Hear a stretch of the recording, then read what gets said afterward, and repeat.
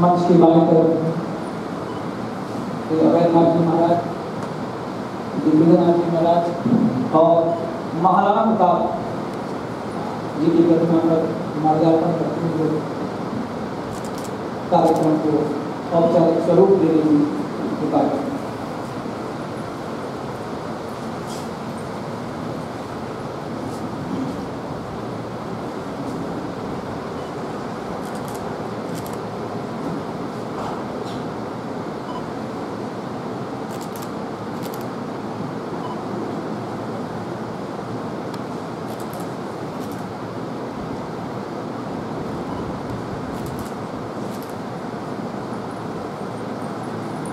सादर मंच स्थान ग्रहण करें।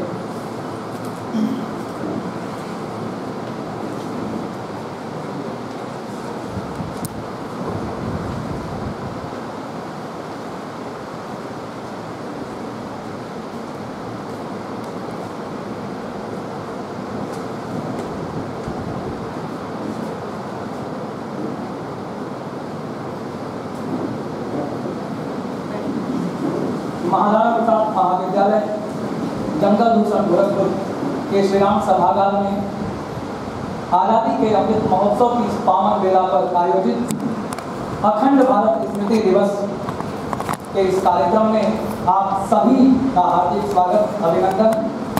भारत विभाजन की पूर्व संध्या पर इस कार्यक्रम में आप सभी का वंदन, अभिनंदन। यह अवसर है उस क्षण को याद करने का, यह अवसर है उस पल को याद करने का जब भारत आज़ादी के जश्न को तो मना रहा था और जब भारत आज़ाद हो रहा था तो निश्चित रूप से यह भारत की आज़ादी एक खुशी का अवसर लिए हुए थी, लेकिन साथ में दुर्भाग्यवश भारत के इतिहास में एक अमानवीय त्रासदी के रूप में एक ऐसी घटना घटी जिसकी वेदना हम आप सभी आज तक झेलते आ रहे हैं।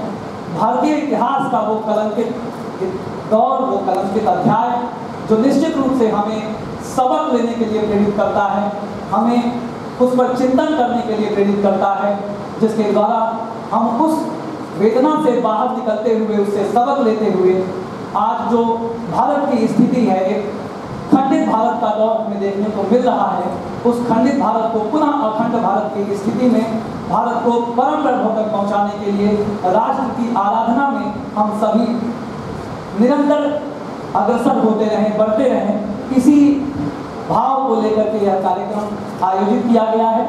हमारे इस कार्यक्रम में पधारे मुख्य वक्ता के बतौर पंडित दीनदयाल उपाध्याय गोरखपुर विश्वविद्यालय के इतिहास विभाग के वरिष्ठ आचार्य, पूर्व अध्यक्ष प्रोफेसर हिमांशु चतुर्वेदी जी, कार्यक्रम अध्यक्ष के बतौर हमारे बीच हम सब के अभिभावक, हमको कार्यक्रम में प्रत्येक कार्यक्रम में महाविद्यालय में मार्गदर्शित करने वाले डॉक्टर अतुल वाजपेयी सर, आप कुल श्री गुरु गोरक्षनाथ विश्वविद्यालय कुलपति के पद पर आसीन हैं और निरंतर महाविद्यालय को आपका सहयोग प्राप्त होता रहा है और कार्यक्रम में आपकी उपस्थिति हमारे लिए सुखद पल है, हमारे लिए निश्चित रूप से यह एक सुनहरा अवसर है। एक बार फिर हमें आपका सानिध्य प्राप्त हुआ है। हमारे बीच कार्यक्रम अध्यक्ष के बतौर आपकी उपस्थिति बनी हुई है। इसके बाद निश्चित रूप से किसी भी कार्यक्रम की शुरुआत करते हुए हमारी परंपरा रही है कि हम अपने अतिथियों के सम्मान में अपनी परंपरा का निर्वहन करें। तो मैं अपने कार्यक्रम में बतौर कार्यक्रम अध्यक्ष डॉक्टर अतुल वाजपेयी सर से आग्रह करूंगा कि आदरणीय हिमांशु चतुर्वेदी सर को मुख्य वक्ता के बतौर जो इस कार्यक्रम में उपस्थित हैं उनको स्मृति चिन्ह और अंग वस्त्र देकर के उनका स्वागत और सम्मान करें।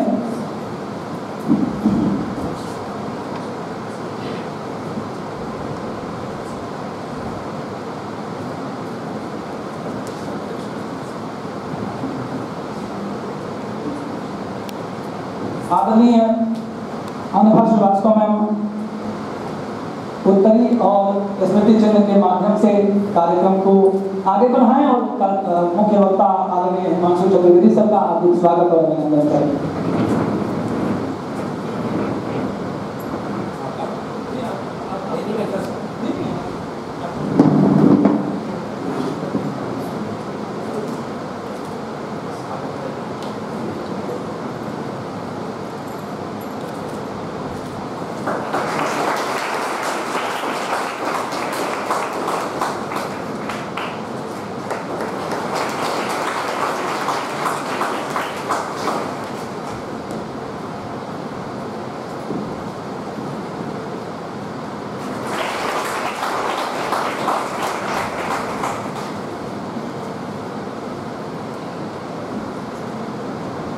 महाविद्यालय इस कार्यक्रम को अखंड भारत स्मृति दिवस कार्यक्रम को अपने स्थापना काल से ही मनाता रहा है।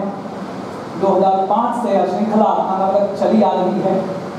2016 में कार्यक्रम के स्वरूप में परिवर्तन करते हुए महाविद्यालय प्रत्येक वर्ष विषयों में परिवर्तन करके इस कार्यक्रम को आगे बढ़ाता रहा है और इस मुख्य विषय पर अपनी वेदना, अपनी सोच, अपना जो दर्द है, अपनी वेदना है, उस चीज़ को उजागर करता रहा है समाज के भी सामने। और निश्चित रूप से यह महाविद्यालय का कार्य अनवरत चलता रहे, इसी अपेक्षा के साथ मैं कार्यक्रम की अगली कड़ी में सरस्वती वंदना के लिए महाविद्यालय की छात्राओं को मंच पे आमंत्रित करता हूँ कि वे आएँ और सरस्वती वंदना के माध्यम से, ईश वंदना के माध्यम से कार्यक्रम को आगे बढ़ाएं।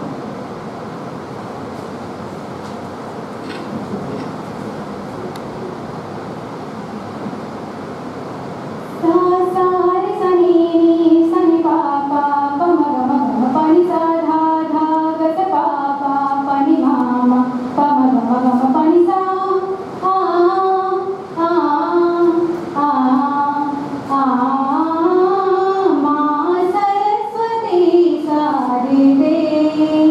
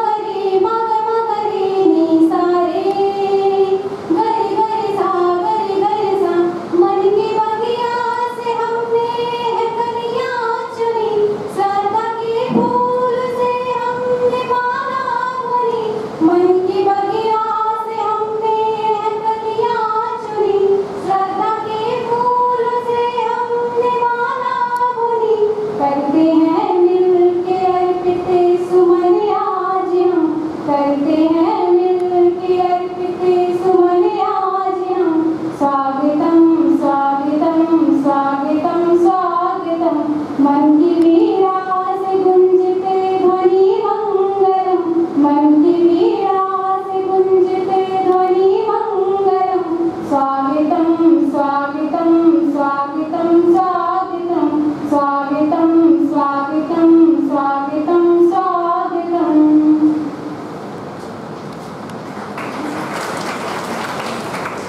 बहुत धन्यवाद। इसके बाद मैं कार्यक्रम के अगले क्रम में कार्यक्रम संयोजक डॉक्टर खनहर वास्तव जी से आग्रह करूँगा कि वो कार्यक्रम में आए हुए अतिथियों का स्वागत करते हुए कार्यक्रम की प्रस्तावित और आधार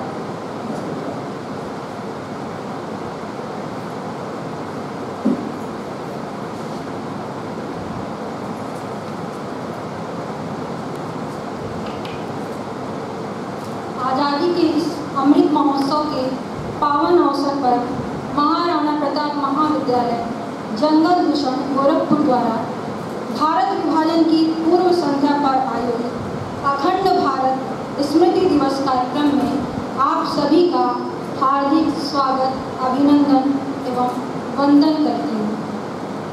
कार्यक्रम अध्यक्ष के रूप में मंच पर आसीन आदरणीय डॉक्टर अतुल वाजपेयी जी, कुलपति महायोगी गुरु श्री गोरखनाथ विश्वविद्यालय, जो हमारे महाविद्यालय के अभिभावक कुल हैं, मैं आपका हार्दिक स्वागत एवं अभिनंदन करती हूँ। इसी क्रम में कार्यक्रम में पधारे बतौर मुख्य वक्ता दीनदयाल उपाध्याय गोरखपुर विश्वविद्यालय गोरखपुर के इतिहास विभाग के वरिष्ठ आचार्य एवं पूर्व अध्यक्ष परम आदरणीय प्रोफेसर हिमांशु चतुर्वेदी जी का मैं हार्दिक स्वागत एवं अभिनंदन करती हूँ। आज की तिथि 13 अगस्त है और जैसा कि हम सभी जानते हैं कि आज से 2 दिन बाद भारत स्वतंत्र हुआ था और हर वर्ष जिसे हम बड़े ही धूमधाम एवं हर्षोल्लास के साथ मनाते हैं। लेकिन इस हर्ष के क्षण में हमें ये भूल नहीं जाना चाहिए कि हमें जो आज़ादी मिली थी वह खंडित आज़ादी थी। वह सिर्फ एक घटना भर नहीं थी, बल्कि इतिहास की एक ऐसी तारीख थी जिस तक पहुंचने के लिए दमन और शोषण के एक दौर से गुजरना पड़ा। इस दौर से गुजरकर स्वतंत्रता तो हमें मिली, पर उसकी भी एक कीमत चुकानी पड़ी विभाजन के रूप में, और जिसे याद रखने के लिए शायद ज़्यादा वजह नहीं होगी। परंतु महाराणा प्रताप महाविद्यालय अपनी स्थापना काल से 2005 से भारत विभाजन की पूर्व संध्या पर अखंड भारत स्मृति दिवस कार्यक्रम का आयोजन करता आ रहा है एवं 2016 से पूर्व महाविद्यालय द्वारा इस कार्यक्रम का आयोजन भारत विभाजन के विश्व बीज विषय के अंतर्गत करता रहा है और 2016 के उपरांत कार्यक्रम को नई दिशा देते हुए महाविद्यालय इस कार्यक्रम का विषय निरंतर परिवर्तित करते हुए भारत विभाजन के विभिन्न पक्षों को महसूस कराने पर बल देता आ रहा है। इसी क्रम में आज भारत विभाजन पूर्व संध्या पर आज़ादी का अमृत महोत्सव अखंड भारत खंडित क्यों विषय के माध्यम से अखंड भारत स्मृति दिवस कार्यक्रम का आयोजन कर रहा है, जिसका उद्देश्य खंडित भारत की वेदना को एहसास करते हुए अखंड भारत का मार्ग प्रशस्त करने की ओर अग्रसर होना है एवं इस कार्यक्रम के माध्यम से महाविद्यालय को न केवल प्रत्येक सदस्य बल्कि संपूर्ण समाज को इस वेदना से परिचित कराना तथा उन्हें अखंड भारत का निर्माण हेतु जागरूक करते हुए राष्ट्र को परम वैभव के पथ पर पहुंचाने में सहायक होना। आगे इस कार्यक्रम में अध्यक्ष के रूप में पधारे डॉक्टर अतुल वाजपेयी जी का मार्गदर्शन व निर्देशन प्राप्त होगा, जो कि एक अभिभावक के रूप में महाविद्यालय को सदैव प्राप्त होता रहा है, जिसके लिए मैं आपका हृदयगत आभार व्यक्त करती हूँ। कार्यक्रम में मुख्य वक्ता के रूप में पधारे प्रोफेसर हिमांशु चतुर्वेदी जी, आपने अपना अमूल्य समय देकर हमारे आग्रह को स्वीकार किया। आगे मुख्य विषय पर आपका उद्बोधन होगा, जो कि हमारे लिए निश्चित रूप से लाभकारी व दिशा देने वाला होगा। इस हेतु मैं आपका हृदयगत आभार व्यक्त करती हूँ। संचालन कर रहे महाविद्यालय के इतिहास विभाग के अध्यक्ष श्री अभिषेक त्रिपाठी जी को भी मैं आभार व्यक्त करती हूँ। अंत में कार्यक्रम को इस स्वरूप तक पहुंचाने में लगे हुए सभी लोगों का मैं हृदयगत आभार व्यक्त करते हुए कार्यक्रम को आगे बढ़ाने हेतु अनुरोध करती हूँ। धन्यवाद। निश्चित रूप से यह वेला सबक लेने की है और साथ ही साथ केवल सबक लेते हुए हमें अपने आप को प्रतिबद्ध करना होता है कि हम कैसे इस खंडित भाव को अखंड भाव के रूप में परिवर्तित करें। राष्ट्रकवि मैथिली शरण गुप्त की उन पंक्तियों के साथ कि अन्याय सहकर बैठ रहना ये महादुष्कर्म है, न्याय अपने बंधु को भी दंड देना धर्म है। इस हेतु ही तो कौरवों और पांडवों का युद्ध हुआ, जो भव्य भारतवर्ष के कल्पांत का कारण हुआ। मैं कार्यक्रम में बतौर मुख्य वक्ता पधारे गोरखपुर विश्वविद्यालय के इतिहास विभाग के वरिष्ठ आचार्य आदरणीय प्रोफेसर हिमांशु चतुर्वेदी सर से आग्रह करूँगा कि वे आएँ और मुख्य विषय पर उद्बोधन देते हुए हम सभी का मार्गदर्शन करें।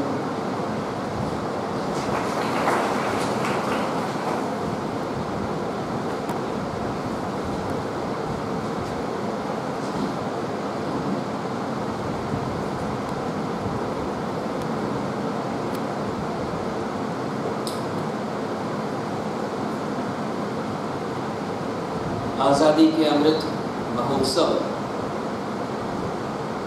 की जो श्रृंखला 75वें वर्ष की भारतवर्ष में मनाई जा रही है, उस उपलक्ष्य में महाराणा प्रताप महाविद्यालय के द्वारा अखंड भारत स्मृति दिवस कार्यक्रम की पूर्व संध्या पर, भारत विभाजन की पूर्व संध्या पर कि भारत जो कि एक अखंड स्वरूप में था,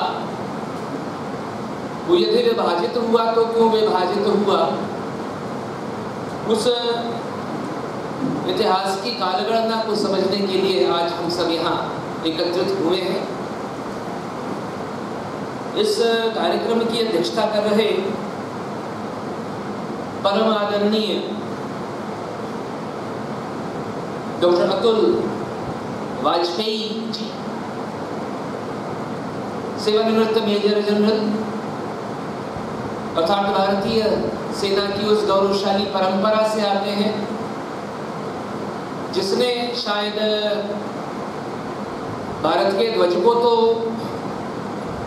बनाने वाले हम लोगों के बीच से 1963 में चले गए अंग्रेजी, लेकिन उस ध्वज की रक्षा करने वालों में यदि प्रथम पंथ की बात की जाए तो भारतीय सेना आती है। उस भारतीय सेना के मार्फत भारत माँ की सेवा करने वाले एक अदम्य साहसी और मातृभूमि पर पूर्णतः न्योछावर होने वाले बड़े विशिष्ट व्यक्तित्व, जो कि वर्तमान में महागुरु श्री गोरक्षनाथ विश्वविद्यालय के माननीय कुलपति के रूप में कार्यभार देख रहे हैं, आज इस कार्यक्रम की भी अध्यक्षता कर रहे हैं। बड़ा महत्वपूर्ण दिन है। मैं उन्हें हृदय से सर्वप्रथम अपना प्रणाम निवेदित करता हूँ। आज के इस कार्यक्रम में इत्तफाकन इस महाविद्यालय के प्राचार्य, जो कि मेरे अनुज हैं, सखा हैं, मित्र हैं, और प्रारंभ में जब सिर्फ यह तल हुआ करता था इस महाविद्यालय का, तब से इसके साथ में जुड़ा हुआ हूँ। एक तपस्वी के रूप में उन्होंने इस महाविद्यालय को खड़ा किया है।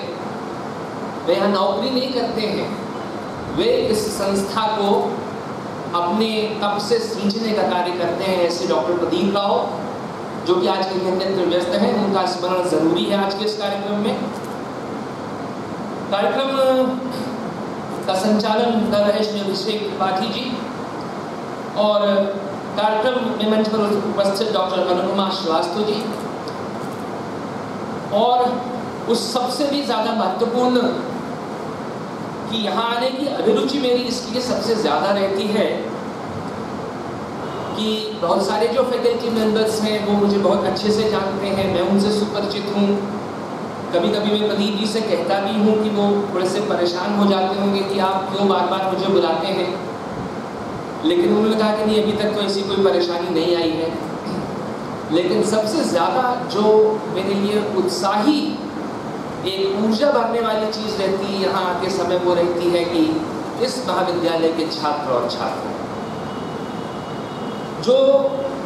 जिनके बारे में मैं कह सकता हूँ कि विश्वविद्यालय और अन्य संस्थाओं में पढ़ने वाले छात्र छात्राओं से वे कहीं चेतन व्यक्तित्व के रूप में निकलते हैं जब वो यहाँ से पास आउट होते हैं, क्योंकि उनकी सवेरे की प्रार्थना सभा में और अतिरिक्त उसके जो भी हमारे महत्वपूर्ण दिवस हैं, शायद ही उनमें से कोई ऐसा दिवस हो जो यहाँ प्रार्थना सभा में छूटता हो जिस पर कि सवेरे 15 मिनट बातचीत ना होती। यही चेतना का विषय होता है। सिर्फ किताबी चीज़ों को पढ़ लेने से वो चेतना विकसित नहीं होती है। इसलिए यहाँ का जो विद्यार्थी है उनको मैं आम विद्यार्थियों से बहुत अलग मानता हूँ और उनका मैं बड़ा सम्मान करता हूँ और उन्हें बड़ा स्नेह करता हूँ। इसलिए यहाँ आना मेरे लिए हमेशा एक बड़ी प्रसन्नता का विषय रहता है। और आज भी मैं जो बातचीत करने जा रहा हूँ वह बातचीत मैं मूल में अपने इन जो भारत का भविष्य बैठा हुआ है पीछे, उस भारत के भविष्य को ही ध्यान में रख करके मैं आज की बातचीत आपसे करने जा रहा हूँ। जितनी आसान और जितनी सरल भाषा में वह बातचीत हो सकेगी उतनी आसानी तक वह आप तक पहुँच सकेगी। अखंड भारत खंडित क्यों? सुबोध जी से बातचीत हो रही थी विषय वस्तु को लेकर के, प्रदीप जी से भी बातचीत हो रही थी। तो उस विषय वस्तु को मैंने प्रस्तुत किया कि आप इस विषय वस्तु को रखें जिससे दो बातें समझ में आ जाए बड़ी आसानी से विषय वस्तु को लेकर के कि अखंड भारत अगर है तो अखंड भारत का मतलब क्या है, और वो अखंड भारत अगर खंडित हुआ तो उसके खंडित होने के पीछे वो कौन सा काल का ग्रास का इतिहास है जो उसे खंडित करने का कार्य कराता है। आपको कहीं जाने की आवश्यकता नहीं है। जब आप यहाँ से नीचे उतरिए तो मैंने निवेदन किया है कई बार प्राचार्य महोदय से कि जो आगंतुक कक्ष है उसमें एक मानचित्र रखा हुआ है जिस पर अभी कई प्रश्न आदरणीय वाजपेयी सर कर रहे थे। उस मानचित्र को महाविद्यालय के बाहर इलेक्ट्रॉनिक बोर्ड की तरह कहीं टंकित करवाने की आवश्यकता है, तो आपको अखंड भारत स्वतः समझ में आने लग जाएगा। और जब हम अखंड भारत कहते हैं तो अखंड भारत से मतलब यह होता है कि आप वर्तमान की जो राजनीतिक राष्ट्रीय राज्यों की जो चौहद्दियां हैं, नेशन स्टेट की जो ज्योग्राफिकल बाउंड्रीज हैं, उन राष्ट्रीय राज्यों की भौगोलिक चौहद्दियों में यदि आप Afghanistan, Pakistan, Bangladesh, Tibet, Bhutan, Burma, Malaysia, Philippines, Thailand, दक्षिणी वियतनाम, कंबोडिया और इंडोनेशिया को शामिल कर लें तो इस समस्त भौगोलिक क्षेत्र को जम्बो द्वीप या भारतीय उपमहाद्वीप के नाम से जाना जाता है।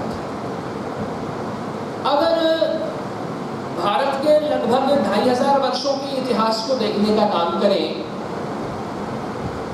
तो इस 2500 वर्षों के इतिहास में भारत का जो खंडन है वह लगभग ऐतिहासिक दृष्टिकोण से 24 बार हो रहा है। अब इतिहासकार प्रश्न करता है कि अगर 24 बार हो रहा है यह खंडन तो आपके पास ऐतिहासिक साक्ष्य क्या है? तो जब ऐतिहासिक साक्ष्यों की बात आती है तो फिर समस्या ये आ जाती है कि भारत के पास जो ऐतिहासिक साक्ष्य थे उन ऐतिहासिक साक्ष्यों को जिस प्रकार से नष्ट किया गया, जहां की यह सारी चीजें मौजूद थी कि मूलतः भारत क्या था, मूलतः भारत की सांस्कृतिक चौहद्दी क्या थी, मूलतः भारत को क्यों उपमहाद्वीप कहा जाता था, या भारत और भारतीयता थी क्या, यह जो ठाठी है पूरी की पूरी। समस्या ये आई कि मैं आपको सिर्फ 2 उदाहरण से बताने का काम करूंगा। एक विश्वविद्यालय आपने सुना होगा जो कि गोरखपुर से बहुत दूर नहीं, जिसको नालंदा विश्वविद्यालय के नाम से जाना जाता है। आक्रांता बख्तियार खलजी ने उस नालंदा विश्वविद्यालय को पूर्णतः तबाह किया, जहां 6 माह तक पुस्तकों से और सामग्रियों से जलने वाला धुआं उठता था। तमाम जो साक्ष्य थे, 10,000 विद्यार्थी उस समय यहाँ पर पढ़ते थे, और उस नालंदा विश्वविद्यालय को जाकर के देखिए, अगर आज भी उसके जो रूइंग्स हैं, तो आपको विश्वास नहीं होगा कि भारत के अंदर ऐसा विश्वविद्यालय हुआ करता था। जब आप तक्षशिला नालंदा की बात करते हैं तो नालंदा को आप देखने के लिए जा सकते हैं। नालंदा का खंडित किया जाना सिर्फ भारतीयता का खंडित किया जाना नहीं था, बल्कि भारत की उन ऐतिहासिक धरोहरों का खंडित किया जाना था जिसमें ये सारे तथ्य और साक्ष्य मौजूद थे कि भारत क्या था और भारत का पूर्ण स्वरूप क्या था।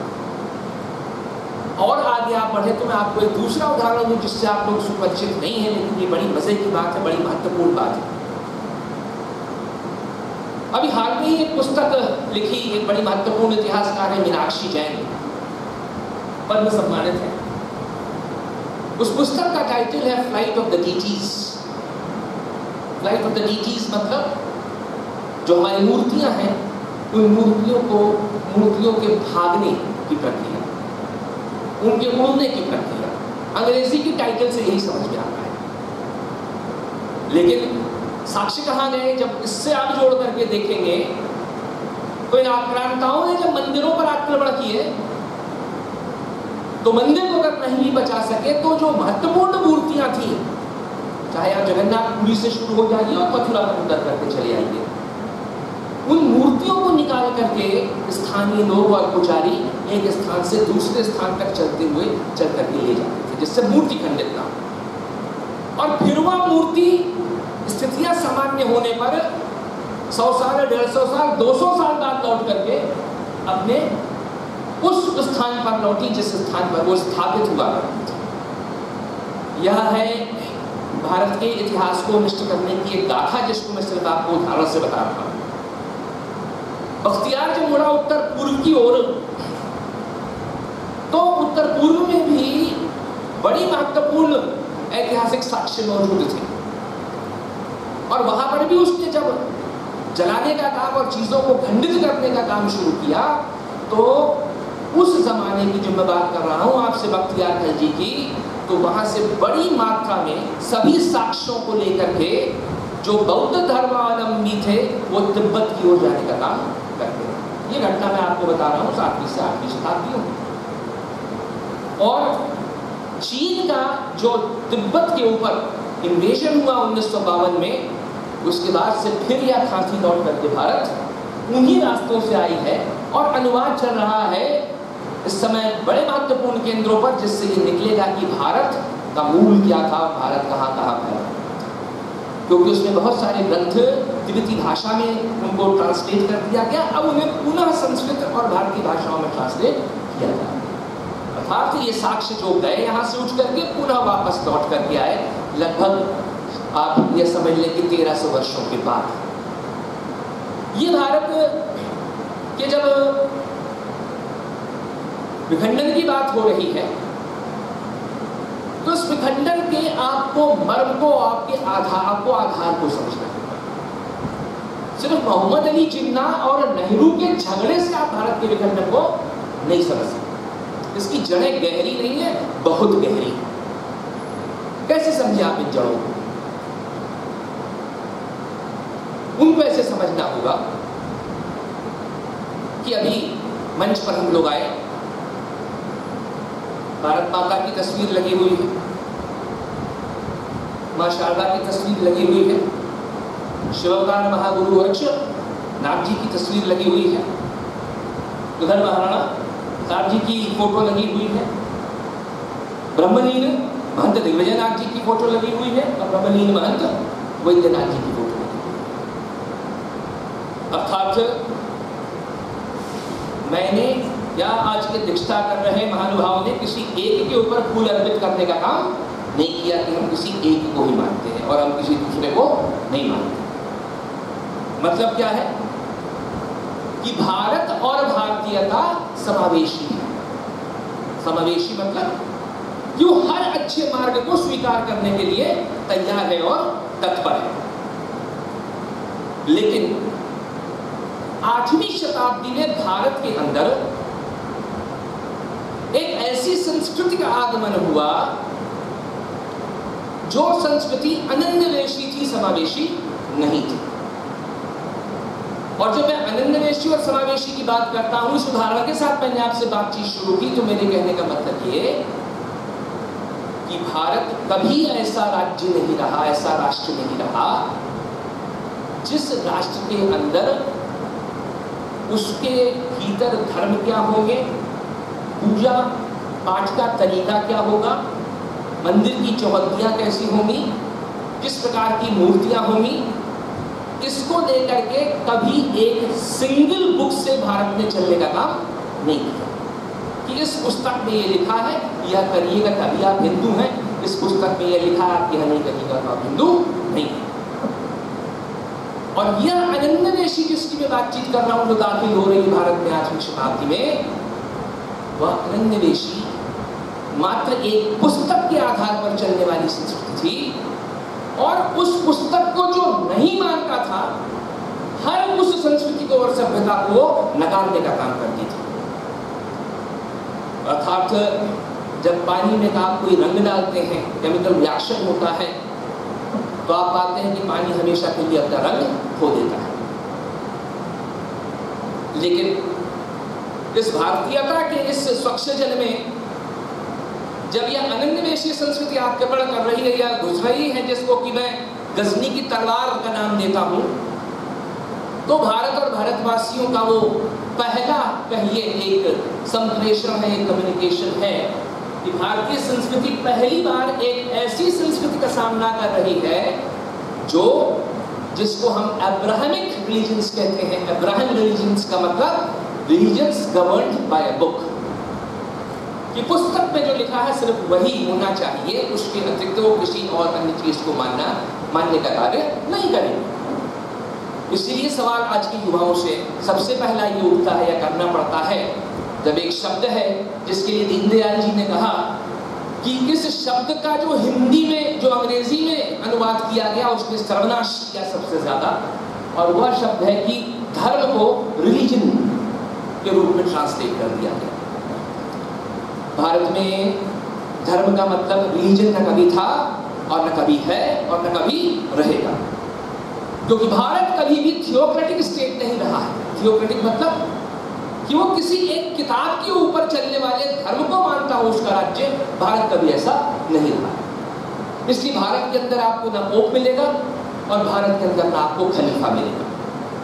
भारत के इतिहास के अंदर आपको कभी धर्म युद्ध या जिसको आप क्रूसेड कहते हैं, रिलीजियस वॉर कहते हैं, वो नहीं मिलेंगे।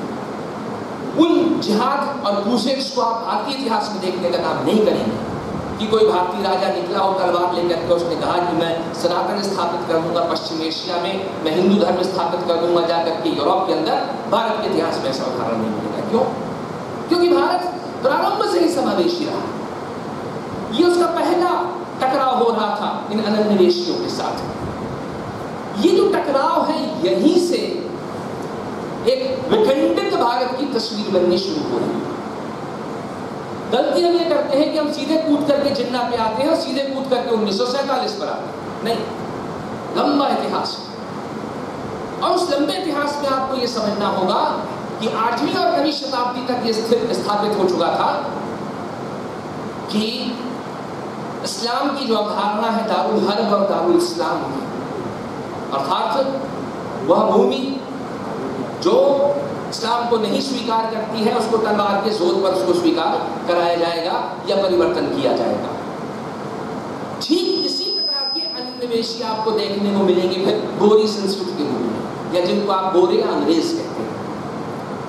मैं फिर एक छोटा सा उदाहरण इन विद्यार्थियों के सामने प्रस्तुत करूंगा, जाकर के किताब पलटिएगा। नाम सुना होगा, आज एक बहुत शक्तिशाली राष्ट्र है संयुक्त राज्य अमेरिका। नाम सुना होगा आपने उत्तरी अमेरिकी महाद्वीप का, नाम सुना होगा आपने दक्षिणी अमेरिकी महाद्वीप का, नाम सुना होगा आपने ऑस्ट्रेलिया के महाद्वीप का। इन महाद्वीपों में और अन्य स्थानों में जब यह गोरी चमड़ी का व्यक्ति पहुंचा आगे चल करके, तो यहाँ की स्थानीय सभ्यताएं और संस्कृतियों, सबके इतिहास समाप्त हो गए या विलुप्त हो गए। ये कौन थे इसके बारे में किसी को जानकारी नहीं है कि यहाँ कौन लोग रहते थे, उनका खाना पीना क्या था, उनकी धार्मिक प्रवृत्तियाँ क्या थी, वे किस चीज़ की पूजा करते थे, वे किस चीज़ की अर्चना करते थे, उनके क्या कस्टम्स थे, सब समाप्त हो गए। लेकिन भारत में 8वीं शताब्दी से लेकर के और 1947 तक यह दो अनन्वेषी संस्कृतियां आई, एक क्रिश्चियनिटी के रूप में और एक इस्लाम के रूप में। एक के पास खलीफा था, दूसरे के पास पोप था। भारत में मैंने आपसे कहा कि आपने इन दो पगड़ियां कभी नहीं सुनी होंगी, क्योंकि भारत कभी थियोक्रेटिक स्टेट नहीं रहा है। इनके आगमन के बाद भारत के जो विखंडन की गाथा शुरू होती है, वह विखंडन की गाथा अफगानिस्तान से चलती हुई और इंडोनेशिया तक पहुंचती है। इस विखंडन की गाथा को और सूक्ष्म रूप से समझने का और आसान तरीका क्या हो सकता है?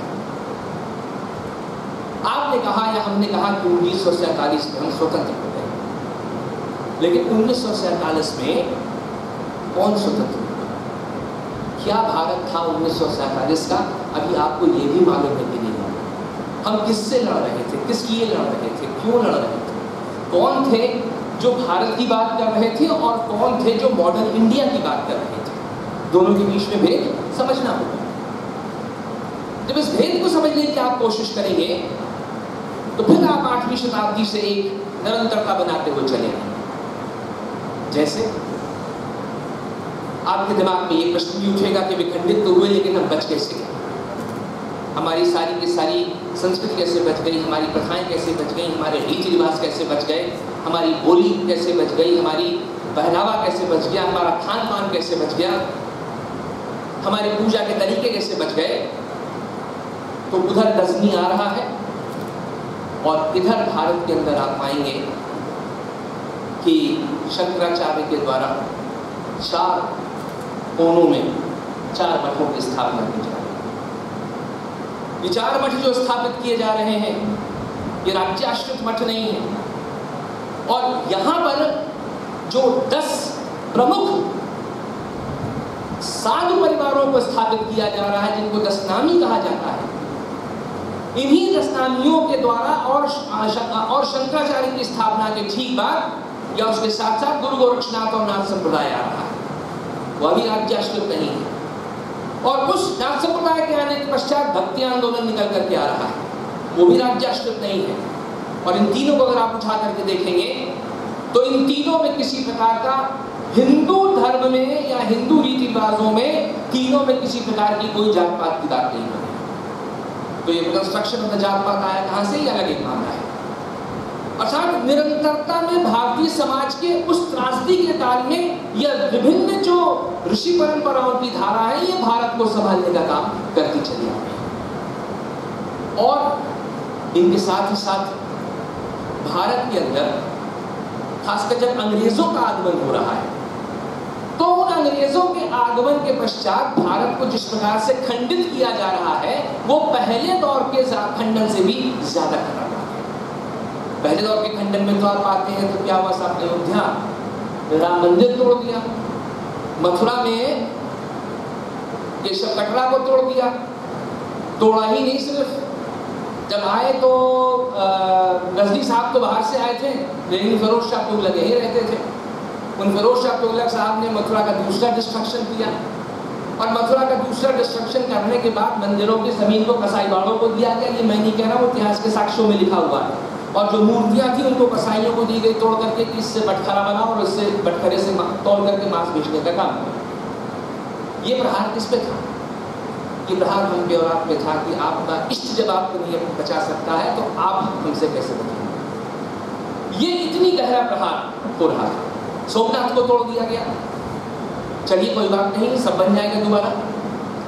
लेकिन अंग्रेजों ने जो तोड़ा वो बड़ा गहरा, और उन्होंने ये तोड़ा ज़हनी तरीके से कि नंबर 1 आप किसी काबिल नहीं हैं, आप अंधकार में डूबे हुए लोग हैं, और हम ना हुए होते तो आप अलौकिक ना होते। आपको कपड़ा पहनना नहीं आता, आपको बोलना नहीं आता, आपको बैठना नहीं आता, आप सपेरों का देश है, इसके अतिरिक्त आप कुछ नहीं है।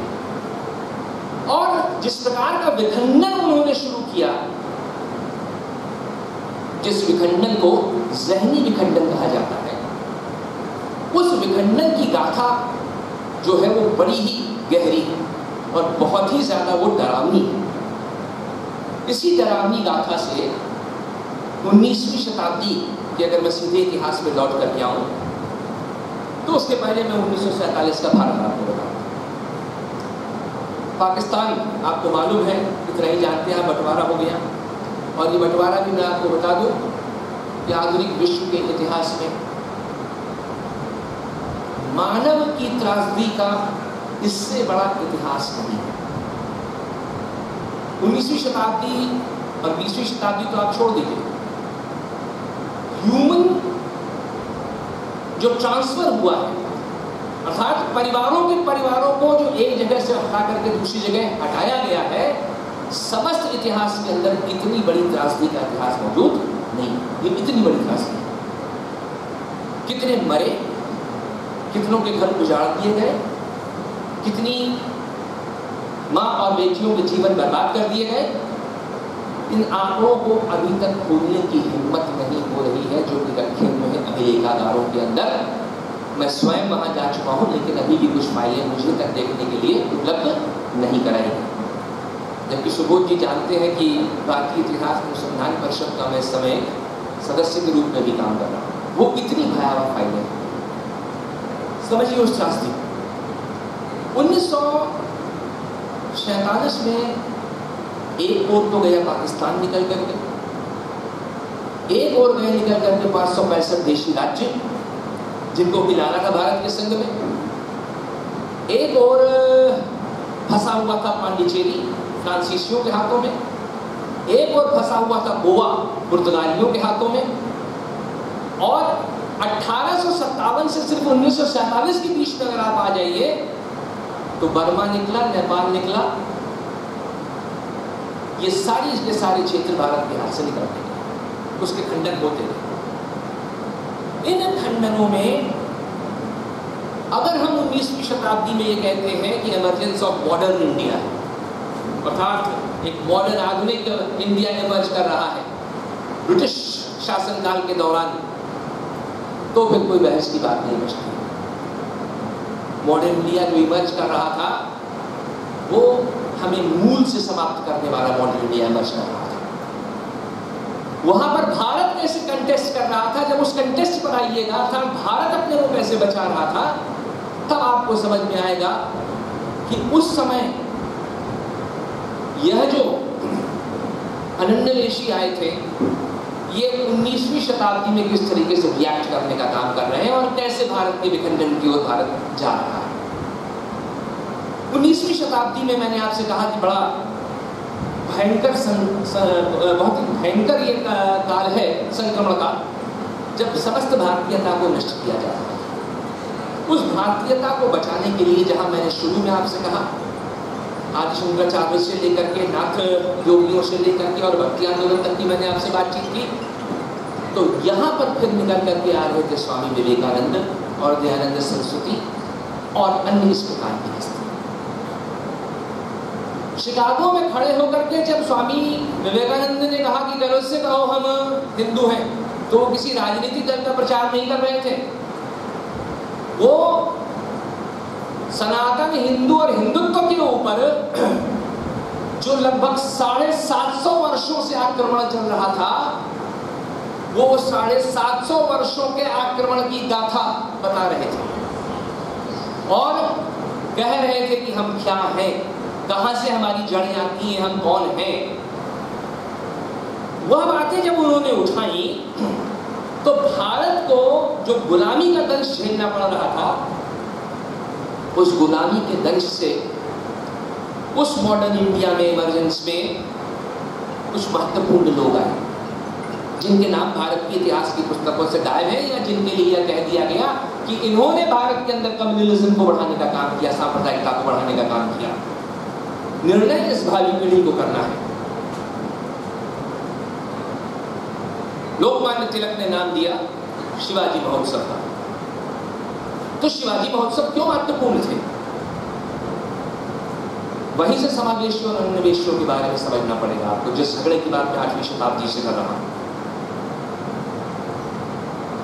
हिंदवी और हिंदू पदपतशाही की पहली बात करने वाले व्यक्ति कौन है? शिवाजी महाराज। और सीधी चुनौती देने का काम जो किया गया वो शिवाजी महाराज से प्रतिरोध शुरू हो रहा है। इसलिए शिवाजी क्योंकि हिंदू पदपतशाही की बात करते हैं, शिवाजी क्योंकि अन्वेषियों से लड़ने की बात